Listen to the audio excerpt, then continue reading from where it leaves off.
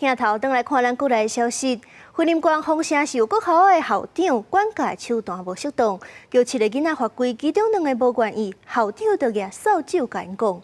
云县府的教育处是表示讲，已经去学校访谈，待这调查结果出来就会处理。云林县有一间国小的学生进前那就因为上体育课时阵唔听老师的话，有7个学生和校长叫去校长室罚跪，其中2个学生唔跪，校长就举扫帚甲因讲。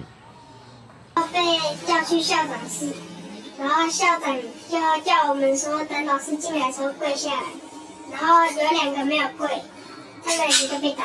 这个就是伤到咱的手啦、甲肚子啦，啊拢有乌青啦，再来就是另外一个就是伤到伊的小腿、甲大腿、甲伊的头啦。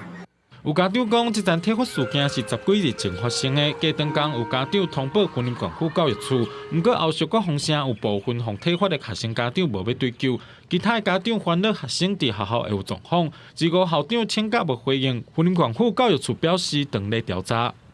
这个我们不评论，因为已经正在调查当中。好，学校这边就是依照县府这边的处理方式。好，通报之后，我们已经立即启动调查小组，到校去访谈相关的人员了。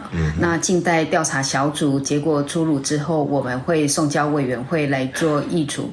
校方表示，目前学生上课拢正常，听候县府教育处调查未过回应。教育处讲，调查小组目前已经介入访谈，也有辅导学生，等调查完成就会公布结果。公司新闻综合报道。